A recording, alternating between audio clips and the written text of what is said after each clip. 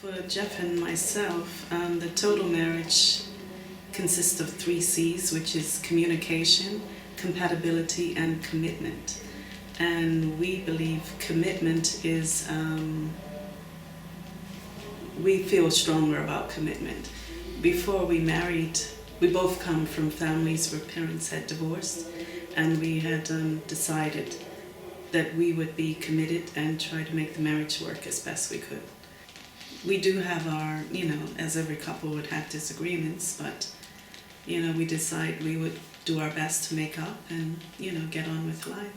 One of those, as Patty said, it does begin with the mind. One author said the way to renew a marriage does not begin with a change of emotions, but with an act of the will. In other words, we first have to decide that we're going to try to obey the Word of God, and then trust that the feelings, come after. And we think that the world places a great deal, too much emphasis on feelings and emotions. Well, I just don't feel loving today or this week, so I'm going to leave. So we really studied in the book the Bible's counsel, and we found that there are 3 acts in the biblical drama. There's the creation, or God's idealization, and then there's the fall, the deterioration or the destruction of God's ideal, and then there's the redemption phase, which is the restoration of God's ideal. And we feel that we are really living in the time of redemption, where since Jesus came to restore back to God's original ideal. And we feel in that ideal that man and woman are equal, which affects how I treat my wife, that I'm not the big I and she's the little you. We are side by side, and yes, the Bible talks about the head. Man is the head, but in the Bible, headship is servanthood, and so I really should serve her and wash her feet and wash the clothes and the dishes.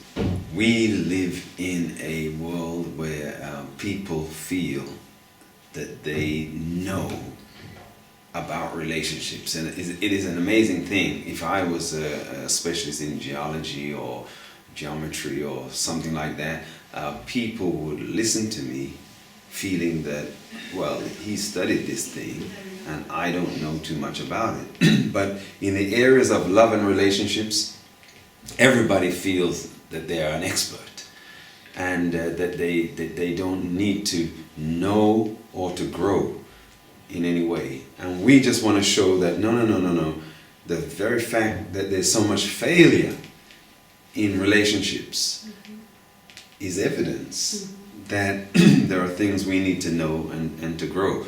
And the best place is the one who made the manual, the Word of God. So the beauty that I think the title brings when we go from door to door is that people see, oh, your marriage, it's something I'm interested in.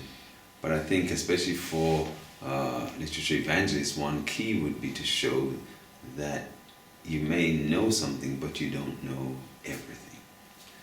I think the wives should read it to see how they should be treated, because some men think headship means they have to be domineering and, rule the house.